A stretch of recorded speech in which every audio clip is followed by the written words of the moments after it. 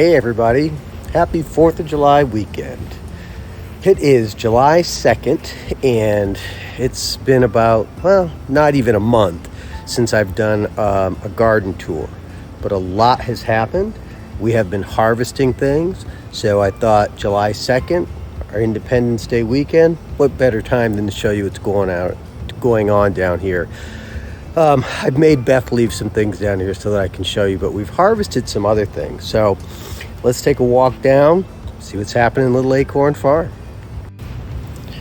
So the first thing you guys are going to notice, again, we always start the same way. I've put some more gravel down, which was really a smart thing to do.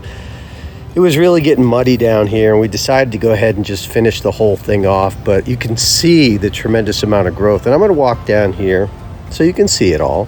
But here's our herb farm, the top tier of it, and everything looks good. We had, I think the last video I told you that we had a little bit of a watering issue.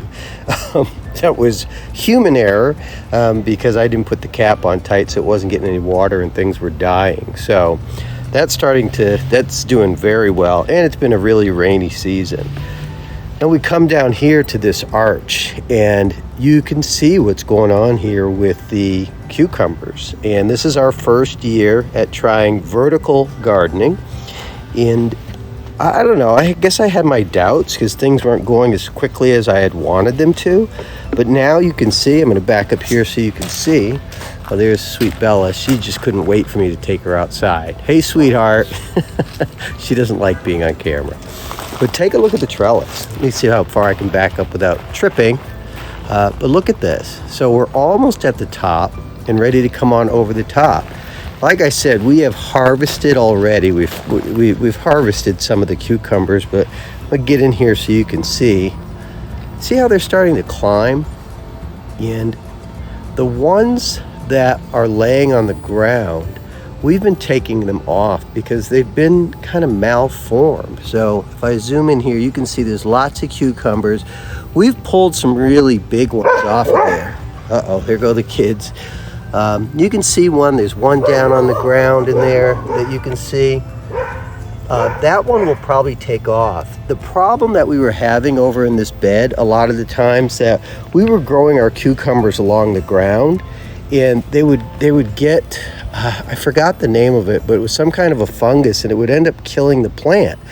So this was our first year trying vertical gardening, and it seems to be working really well. They love climbing. You can see all the flowers, which means that's all the fruit. I can't believe the pollinators that we have down here. It's just awesome. And then we've got our pepper plants in here. The radishes didn't do so well here, but, and Beth is going to have to describe this, these tops of the radishes, you can actually pickle those and eat those. So Beth has been doing some work with those. I'll figure out exactly what that is. But, you see we've got the scallions in there. She's got sage in there. The rosemary, that never dies. Our basil is really starting to come back where it wasn't. And, of course, we figured out because guess what? Keith wasn't watering properly. But look at the pollinators. You see these, the bee doesn't like to be on film. So let's walk over here and look at bed number 1. And we had found, I think the last video I told you we had a nitrogen deficiency. So we got some blood meal and we put it in.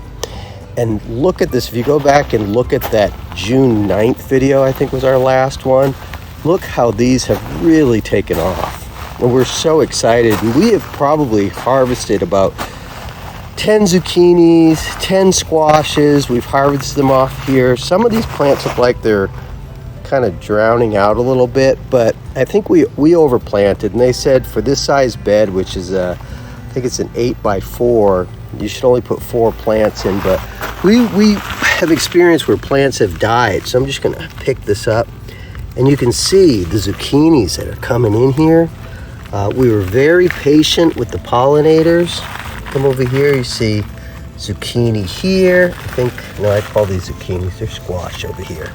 Wow, there's a big squash over there that I hadn't even seen. That what we're finding is if you take them out when they're a little bit younger, the flavor is a lot sweeter. So let me see if I can get in here and take a look. Yeah, look at that squash. That's a nice one. That one's almost ready to come out of there. So that's looking good. And then we're going to come over here to, I don't know, bed number 2 or 3. And we've got the beans over here. So these are really fun. Let's squeeze down in between here. Look at these beans. These are ready to pick. And Beth wanted to pick them the other day, but I said, no, I got to get a video of these. So this is what's growing here. We've harvested a lot of the peas. And I think these are done. What they said to us was, or what YouTube, which we get a lot of our research from, says that when the heat gets too hot, your sweet peas are going to be done. And you see they're starting to yellow, but we harvested a ton of sweet peas on this, and they're just about ready to be done. We're going to let them go a little bit longer, but naturally what's starting to happen here,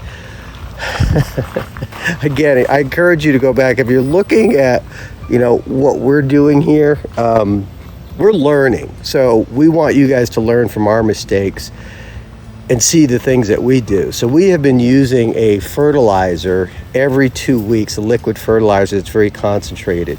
And these were our Ambrosia melons that we planted.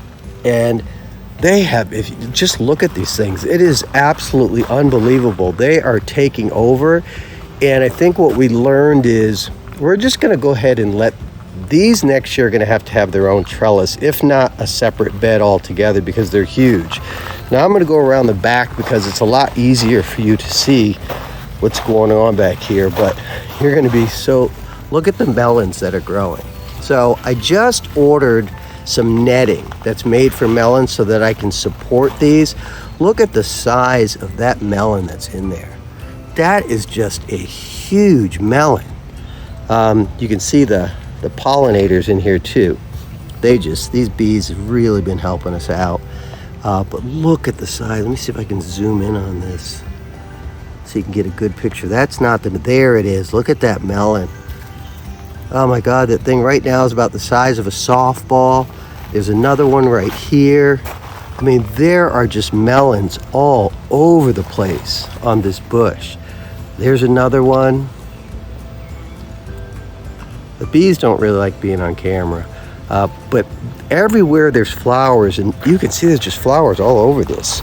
We're gonna have a lot of melons. I think what we'll do is probably make a lot of smoothies. Bentley, what are you doing? You helping? Bentley comes down here and helps weed. Our purple beans are just about done. I think we might get a couple more crops off of them, but they are just about done. And then we come over to, I'm going to go up here. I'm going to start from the bottom, go all the way to the top. This is our sunflower. And look at that. We didn't know that sunflowers had multiple flowers on it. That's about 10 feet in the air, maybe 9 feet. Maybe I'm exaggerating, 9 or 10 feet. But there's multiple blossoms on there. Those are really fun to see grow. So now I'm going to show you what I'm really excited about here is our tomatoes, which I keep saying to Beth I'm concerned because I think they're a little bit leggy, but they're not. I mean, and they are producing. So let me show you what's going on here with the tomatoes. So look at the tomatoes. So these are our big boys. And yes, they are getting big. We keep getting afraid that, are these too heavy for the plants? But I don't think they are, and we're just going to go ahead and let them go. And then we kept up with the suckers on here, so I think that's why they're a little bit leggy, but these plants continue to grow up. So again, this is about 6.5 feet all the way to the top, and from the last video you saw, you can see the growth. What I really want to show you is come down here and take a look at these Roma tomatoes. Remember, we lost a couple of these plants, and you just can't really be worried about that. We had planted 4 and we started losing some. Now we've harvested a couple of these, but look at all the tomatoes on this Roma tomato. And I don't remember ever buying them out of the store. We were just planting them because we heard good things about them. If these turn out to be as good as I think, there's one in there that's almost ready. I'm not going to go ahead and pick that though. No, I'm not going to pick, but if this turns out to be one of my favorite tomatoes, then I'm just going to go ahead and plant a whole row of those next year. Cherry tomatoes. Cherry tomatoes, we've been harvesting these for the past couple of weeks, and they just keep producing and keep on producing. So we're very happy with that. I'm going to back up here. I want you to see. So we decided to go ahead and just fill this whole area in with stone. We found there was really no reason to leave that patch back there. Our lawn care guys were going back there with a weed whacker because it only takes about 5 seconds to do it. So we just filled it in, and I think it looks a lot nicer. Our pepper plants that are here in a rose bush, it produced a couple of peppers and we pulled them off because, again, all the research that we do, and I'm going to preface it by saying, again, everything that we do is a learning experience here. We want you guys to be able to learn from us, and this is gardening in Georgia. It's north central Georgia, zone 7B. And it's hot. I mean, I'm standing here and it is hot. Today, the humidity level is probably about 95%. But those are doing good, but we pulled some of the early ones off, hoping that we'd put some energy into growth, and it did, because you can see all the new growth, and hopefully it'll start to produce a lot more flowers. And everything we have is on a regimen of every other week we're putting some concentrated liquid fertilizer. I had watched a video from my rose bush here on, what do you do? And I was letting a lot of canes grow off the bottom. And the video said, no, don't do that. Cut it back. There should only be 4, 5, 6 main canes. You kind of make them go laterally, and then the shoots will start to grow. And I did that, and it stopped growing. And I got really nervous. And I was like, oh my God, what did I do? I followed some advice from something I saw on the web, and I shouldn't have done that. But look at this. I can't complain. It's producing flowers.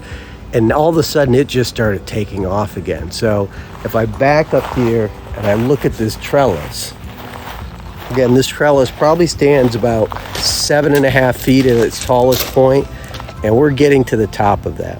There's Bentley. That's one of Bentley's favorite spots back there. You comfy back there, Bentley boy? He's such a cutie. The lawn care guys, it's so funny. They've been coming back here and at least putting one bag of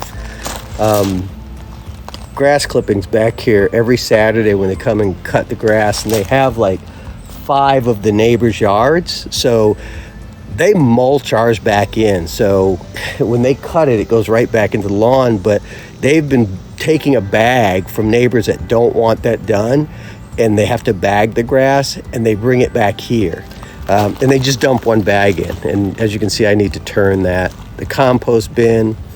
We've been doing a lot of research on this, and I think it's about time. We thought that the compost was supposed to just break down and look like dirt, and what we're finding, that's just simply not the case. So I think this is ready. That need to move this stuff out of this bin. I don't know how it all of a sudden turned into storage. Well, I do know how that happened, because I had to pull everything out of Beth's greenhouse in order to fill it with the stone and the pavers that I put in there.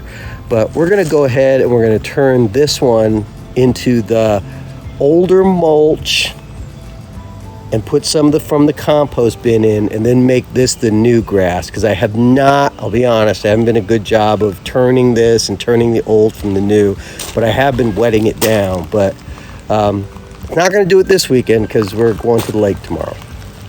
And then we'll come back here and take a look in our little strawberry bed here. We just really didn't get that many strawberries. The ones that we got were super tasty. Beth is more of a fan on the strawberries than I am. They still look green, but they just didn't grow. And like I said, I think these were our first beds that we ever did. And I think next year what I'm going to do is I'm going to build these out just like the other ones so that they're deeper, and I can really augment the soil and make the soil really rich. Oh, look at this. Look at our eggplants. We have eggplants coming in. Got to be excited. I'm not that excited because I have never been an eggplant lover. But Beth says it's just because of the way somebody prepared it for me. And that could be it, because the texture to me was always mushy, and I don't like that. But ever since we started fertilizing it with this fertilizer that we've gotten, I'll show you when I go up to the potted plants. really things have taken off. So testing your soil, fertilizing is critical. Let's swing over here and look at our peppers and our jalapenos. Again, what we did here, we pulled the first ones off. We had some, we utilized them. Oh, what a pretty butterfly. Let me see if I can swing around here and get a picture of this beautiful monarch butterfly. Everybody's camera shy. I don't quite understand that. He's coming here after these flowers. Well, we cut the first ones off, and they started just growing up really tall. Hopefully we didn't make a mistake. I'll keep telling you guys and showing you guys. This was always kind of a staple for us. Again, these were our first beds that we did, and we always got jalapenos and peppers. I think we're just probably being a little impatient. That's all. So you take a swing around and you look at Little Acorn Farm, and I can't believe the difference in what it was and what it's become. So if you go back and you're watching this video as the second video that you're watching, just look at this. Look at that growth. It's almost like a jungle back here. And it's just so daggone humid today. I am dying back here right now. Tomorrow the humidity's supposed to break off. I'll tell you what, it's a lesson, and we're learning, and hopefully you guys can see what we're doing, and if you've got suggestions, please go ahead and give them to us. So that's the lower half. I'll tell you what, let's walk back up. I really prefer to stay down here and sit in the shade, and I got to go back up in the sun. I really don't want to do that. And of course, Bella's going to think that I'm coming up here to play ball with her, but I'm not. I just want to show you what's going on with the potted plants that we did up here. Okay, well, before I go over there, what's the matter, Bella? You want Daddy to kick that ball? Come here. You ready? You ready? She's so smart. Get it! She usually catches it. Come on. Let's do this again, because I know you can catch this. Show everybody how you catch the ball. Ready? Watch it. See, she's very good at that. All right, give me a second. So if you remember the tomato plants that we had in the pots here, this one's about 4 feet tall now. It's starting to produce. These are some big boys. We had some extra plants and just said, you know what, let's experiment and try and put some in pots. We took some suckers off some plants, hopefully to extend our season. They're not really looking really healthy right now, but we're not going to give up. And then I want to show you this one over here. If you've looked at any of our videos and you followed us, this was that sickly little plant that just was not doing anything. This plant was about 4 inches tall. It was sickly. It wouldn't do it. And we said, we're not giving up. We're not going to give up on you. And we planted it. We fertilized it. We kept on fertilizing it. And now look at it. It is about 2 feet tall. It's actually got some flowers on it, so it's starting to fruit. So I guess the lesson there is, when you got some sickly plants, don't give up on them. And we used it as an experiment to see if we could bring it back. Our blackberry plants, I don't know, they're growing. They're not unhealthy. I think this is going to be a next year crop for us. These are some flowers that Beth planted. And there's Bella's ball that she wants me to kick. Get that ball. This blackberry plant, I actually had to put some support on it because it was just getting too tall. And then our rose bush over here. This rose bush, it doesn't look sickly, but it doesn't produce a lot of flowers. We're going to have to do some research, or if somebody knows, just let me know. This is the plant that I got from Costco. One of them died. It's just supposed to be a rose bush. It's not a climber or anything like that, but it has it stays at this size. It's about 1.5 feet, maybe 2 feet tall. And it has just stayed there, and every once in a while it puts out a bloom. I don't know what we're doing wrong, because it gets the same regimen of the fertilizer that we're using. And then my hosta, that when you plant those things, they usually come back the next year. I want to swing over here because I keep talking about this fertilizer that we're using. I've got it over here. So there's 2 things that we've been using for our regimen. This is one, which is this fruit and flower liquid fertilizer, Argo Thrive. And it's a concentrate, so you lose like an ounce for each gallon. So we put 1 cup into these, and we go down and we individually pour them onto each of the plants.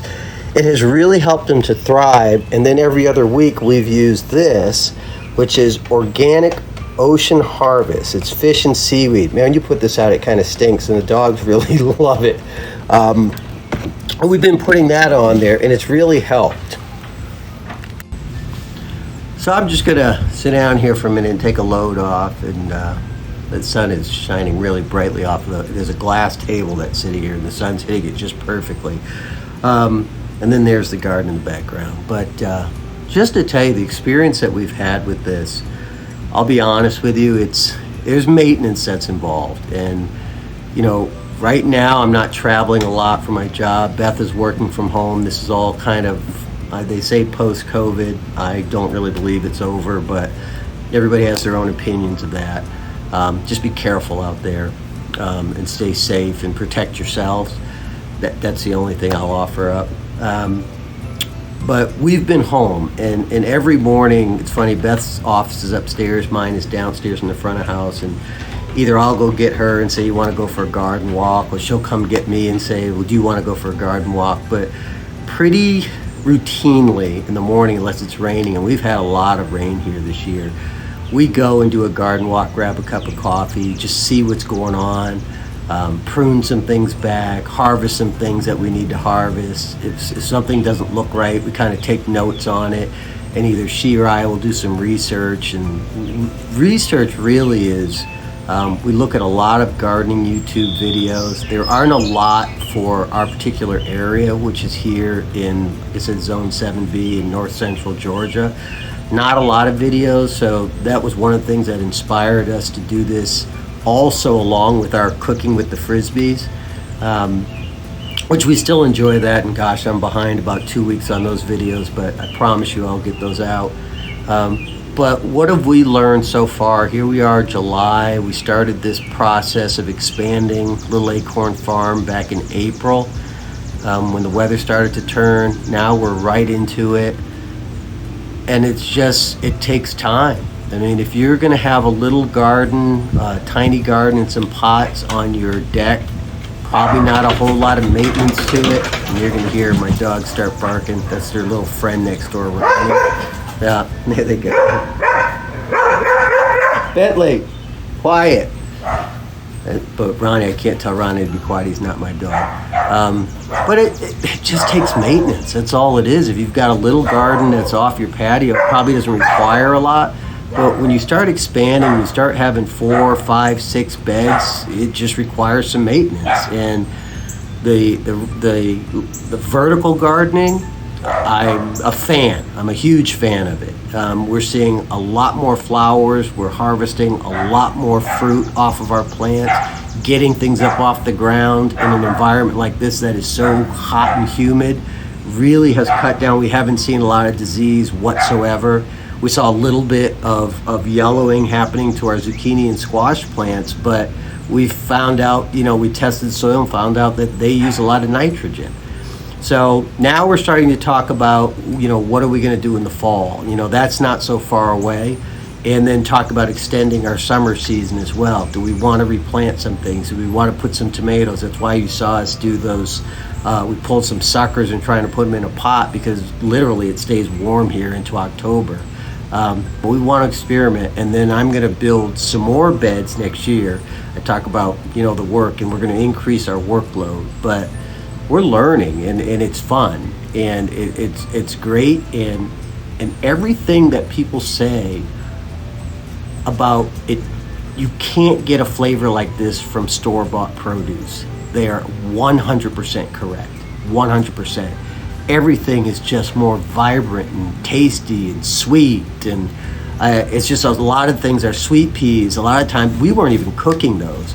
We would just get some ranch dressing or something like that, and we'd just wash them off and we'd eat them just like that. Now, I had this image of myself back here in the garden pulling a tomato and eating it, but we've had some aphids attacking back here, so we've used some neem oil. I don't believe that it's poisonous to humans, but I certainly don't want to put that in my mouth. So that fantasy is kind of gone, and I have to bring things upstairs and wash it off. So that's July 2nd. That's where Little Acorn Farm is. There's a lot going on. There's a lot growing. I'm looking forward to tasting one of those Ambrosia melons that come off. I got some netting in the mail today so that we can put the netting around and help suspend them. It takes a little bit of pressure off the plant. Hopefully that's going to help. That's an experiment for us as well. So thank you guys for watching. If you got any comments or you've got any things that you want to suggest to us, you know, I'm open to it, because just like cooking with the Frisbees, we learn when we cook. We hope that we show you things that you haven't seen or things that you can utilize. Comment and give us things that we can utilize. And now it's an extension of that, which is farming. And so much of what we do in our cooking comes upstairs, or so much of what we do in our farming goes upstairs and goes into our cooking. So when you hear us say, yes, it came from Little Acorn Farm, as we're cooking, you'll know exactly where it came from. So again, everybody, thanks for watching. Hit the subscribe button. Let us know what you think about our videos. I'm going to sit here and hang out with the pups. I'll probably fill their pool up because they're both sitting here panting under the deck. I'm going to get back in the house into some air conditioning. Happy 4th of July. You guys be safe out there, and I'll see you next time.